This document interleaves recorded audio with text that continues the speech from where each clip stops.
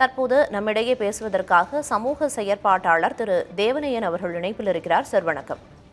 வணக்கம் சார், திருச்சியில கல்லூரி வளாகத்திலேயே மகளிர் விடுதி வளாகத்திலேயே ஒரு மாணவிக்கு பாலியல் துன்புறுத்தல் ஒப்பந்த ஊழியரால ஏற்பட்டிருக்கு. அதை பத்தி பாதிக்கப்பட்ட மாணவி வார்டன் கிட்ட சொன்னப்ப அந்த பாலியல் துன்புறுத்தல் ஈடுபட்ட ஒப்பந்த ஊழியர மரியாதையாகவும் பாதிக்கப்பட்ட மாணவியை தரக்குறைவாகவும் பேசியிருக்காங்க. அதனால என்ன பண்ணியிருக்காங்க, மாணவிகள்லாம் சேர்ந்து போய் தான் கம்ப்ளைண்ட் ரைஸ் பண்ணியிருக்காங்க. இப்போ தொடர்ந்து போராட்டத்திலையும் ஈடுபட்டு வர்றாங்க. சார், இது எந்த மாதிரியான ஒரு சூழல் விடுதிகளில் இருக்கு அப்படிங்கிறத புரிஞ்சுக்க முடியுது. பாதுகாப்பற்ற சூழல், குறிப்பா மாணவிகளுக்கு, இதை எப்படி பாக்குறீங்க சார்? தொடர்ந்து நம்முடைய நாட்டுல குழந்தைகளுக்கும் பெண்களுக்கு நடக்கிற இந்த மாதிரி குறிப்பாக பணியிடங்கள், இந்த மாதிரி தங்கி இருக்கிற இடங்கள் நடக்கிற வன்முறை அதிகரித்து வருகிறது மிகவும் வருத்தத்துக்குரியது, மிகவும் கொடுமையான விஷயம் கூட. ஒரு தேசிய முக்கியத்துவம் வாய்ந்த ஒரு நிறுவனத்துக்குள்ள இப்படி நடந்திருக்கிறது மிகவும் அவமானமா நான் பாக்குறேன். இதுல என்ன நடந்திருக்கு அப்படின்னு பாத்தீங்கன்னா, இப்ப இந்த மாதிரி ஒரு பெண் குழந்தைகள், பெண் மாணவிகள் இருக்கிற அந்த விடுதிகளுக்கான வழிமுறைகள், நெறிமுறைகள் இருக்கு, அதற்கான கொள்கை முறைகள் இருக்கு. அதாவது பணியிடங்கள்ல வேலை செய்வதற்கான தனியான இன்டர்னல் கமிட்டி மாதிரி இந்த மாதிரி விடுதிகள் எல்லாம் கமிட்டி இருக்கணும். கமிட்டிங்கிறது எப்படின்னாங்க, இப்ப இது யார் வரலாம், யார் வரக்கூடாது, வர்றவங்க உள்ள வரவங்க யார் இருக்கணும், வரும்போது என்ன பண்ணணும், ஒரு அறைக்குள்ள போகும்போது என்ன மாதிரி பண்ணக்கூடாது, எல்லா விதமான நெறிமுறைகள் இருக்கு. எல்லாம் பேப்பர்ல இருக்கு, எதுவுமே நடைமுறையில் இல்லைன்னு ஒரு, அதாவது ஏதாவது நடந்துருச்சுன்னா இப்ப எல்லாம் குரல் கொடுக்குறாங்க. இதுவே அங்க ஒரு பாலியல் அத்துமீறல், பாலியல் வன்கொடுமை நடந்துச்சு, என்ன யார் பார்த்திருப்பாங்க? அப்ப இது கண்டிப்பாக ஒரு நிறுவனத்திற்குள்ள ஏற்பட்ட மிகப்பெரிய ஒரு வன்முறை. அப்படி பார்க்கும்போது இந்த மாதிரி யாரெல்லாம் வர்றான், அப்படி பாத்தீங்கன்னா ஒரு இவ்வளவு பெரிய நிறுவனத்துல யார் வேணா உள்ள போய் எது வேணா செய்யலாம் அப்படின்னா என்ன பாதுகாப்பை உறுதி செய்திருக்கிறாங்க?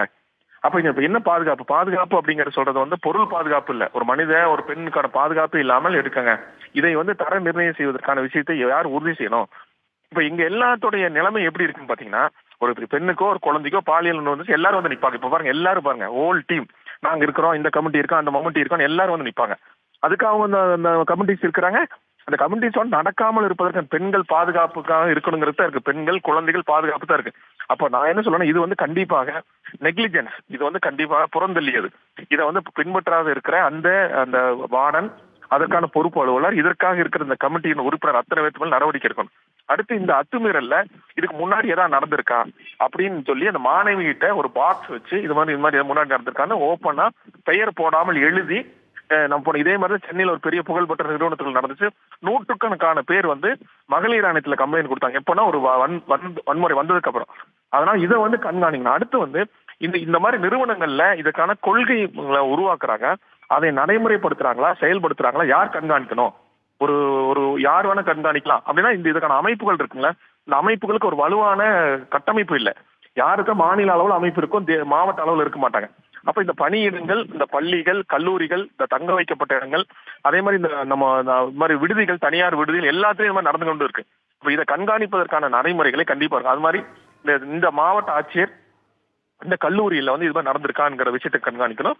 அடுத்து மகளிர் ஆணையம் இதுல தலையிட்டு யாரெல்லாம் நடவடிக்கை பண்ணாங்களோ அவங்க மேல துரித நடவடிக்கை எடுக்கணும். சார், அதே போல புகாரை இப்படி சொல்ல முன்வந்தும் கல்வி நிறுவனங்கள்லயே அது நிராகரிக்கப்பட்டுச்சுன்னா மாணவிகளுக்கு வேறு போக்கிடம் என்ன? அவங்க என்ன செய்யணும் இனி இந்த மாதிரியான பாதிப்பு ஏற்படுது அப்படின்னா? அதாவது ரொம்ப முக்கியமான விஷயம் 18 வயசு கீழே இருந்தாங்கன்னா, அவங்க முதல் ஆண்டு படிச்ச 18 வயசு கீழே இருந்தாங்கன்னா கண்டிப்பா அது குழந்தைகள், அது 10, 9, 8 தொலைபேசி அழைக்கணும். அவங்க குழந்தைகளா கருதப்படும். 18 வயசு மேல 19க்கு மேல இருந்தாங்கன்னா அவங்க அந்த மாவட்ட அளவில் இருக்கிற அந்த 181 போன்ற அமைப்புகளை கால் பண்ணணும். இதுல என்ன பிரச்சனைனா இவ்வளவு பெரிய அமைப்புகளுக்குள்ள, இவ்வளவு பெரிய நிறுவனங்களுக்குள்ள இது மாதிரி நடக்குது அப்படிங்கிறது ரொம்ப அவமானமா பார்க்கணும். இது நம்முடைய மாநிலத்துக்கான அவமானமா நான் பாக்குறேன். இது வெறுமனே ஒரு கல்லூரிக்கான அவமானமா, மாவட்டத்துக்கான அவமானம் பார்க்கலாம். அப்படி நடக்காம இருக்கிறதுனா மாணவிகள் துணிஞ்சு சொல்லணும். இது துணிந்து சொல்வதற்கான அந்த கம்ப்ளைண்ட் மெக்கானிசம் இருக்கா? இந்த கம்ப்ளைண்ட் மெக்கானிசம் எப்படி இருக்குன்னு பாத்தீங்கன்னா, ஒரு கம்ப்ளைண்ட் பாக்ஸ் ஒன்று வைப்பாங்க எல்லா இடத்துலயும். கம்ப்ளைண்ட் பாக்ஸ் எங்க இருந்தா பிரின்சிபல் ரூம் முன்னாடி இருக்கும், ஸ்டாஃப் ரூம் முன்னாடி இருக்கும், எல்லாரும் போற சிசிடிவி கேமராக்கு முன்னாடி இருக்கும். அந்த கம்ப்ளைண்ட் பாக்ஸ், அதாவது புகார் பெட்டி அல்லது சஜஷன் பாக்ஸ் அல்லது அந்த வழிமுறை பெட்டி அல்லது பாதுகாப்பு பெட்டி, என்ன வேணா பெட்டி வச்சுங்க. அந்த பாதுகாப்பு பெட்டி எங்க இருக்கணும் அப்படின்னா, எங்க பெண்கள் அங்க அந்த கம்ப்ளைண்ட் போட முடியுமோ அங்க போடும். அது எடுக்கிறதுக்கான குழுக்கள், மாணவிகள் சார்பா ரெப்ரஸன்டேட்டிவ்ஸ், அடுத்து அந்த நிர்வாக சார்பா ரெப்ரஸன்டேட்டிவ்ஸ், பேரண்ட்ஸ் சார்பா ரெப்ரஸன்டேட்டிவ்ஸ் போட்டு அதை எடுத்து உரிய நடவடிக்கை எடுக்கணும். இதுல என்ன பிரச்சனை வருதுன்னா, கல்வி நிறுவனங்கள்ல அவங்க மதிப்பெண் அப்படிங்கிற ஒரு விஷயத்தை கட்டுப்படுத்துறாங்க. இன்னைக்கு வந்து பிஹெச்டி மாணவியருக்கு நடந்த வன்முறையை பத்தி நீங்க கேள்விப்பட்டீங்க. ரொம்ப கொடுமையான வன்முறைகள் நிறைய நடந்திருக்கு தமிழ்நாட்டுல. அப்படியெல்லாம் வரும்போது இந்த இந்த நபர்கள் எப்படி தப்பிச்சிடறாங்கன்னா, தனக்கு வந்து மதிப்பெண் போயிடும், தன்னோட வாழ்க்கை கெட்டுங்கிற ஒரு பயத்தினாலே நான் தன்னோட விஷயம். அப்ப இதை ஷேர் பண்றதுக்கு அங்க அமைப்புகள் இருக்கா? அப்ப இந்த மாதிரி அமைப்புகளுக்கு வந்து சமூக செயற்பாட்டாளர்கள், விமன் ரைட்ஸ் ஆக்டிவிஸ்ட், ஒரு விமன் லாயர்ஸ், இந்த மாதிரி விஷயங்களோட நம்ம அசோசியேட் பண்றதுக்கு அந்த கல்லூரியில எழுதி போடணும் பேர். இந்த மாதிரி இவங்களோட தொடர்பு கொள்ளலாம்.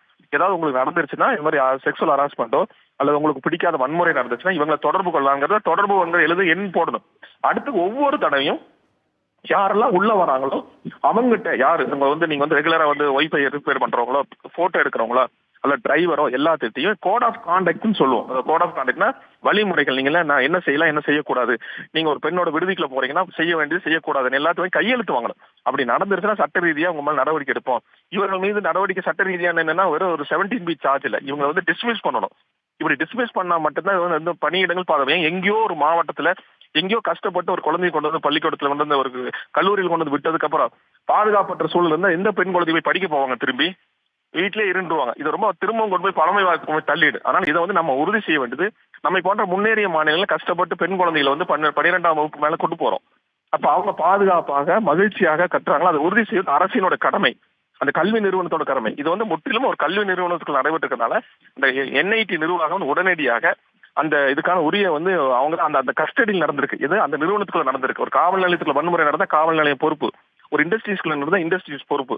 அப்ப இது கல்வி பெரிய நிறுவனத்துல வந்து அந்த நிறுவனம் தன்னோட பொறுப்பை எடுத்துக்கிட்டு முழுமையாக விசாரிச்சு யாரெல்லாம் நடவடிக்கை எடுக்கணும் இருக்கு. அப்படின்னா தான் வருகிற காலகட்டத்தில் இருக்கு. அதே மாதிரி தன்னுடைய கருத்துக்களை சொல்வதற்கு, தன் மீது நடந்த வன்முறைகளை சொல்வதற்கு அங்க ஒரு மெக்கானிசம் கண்டிப்பா இருக்கணும்.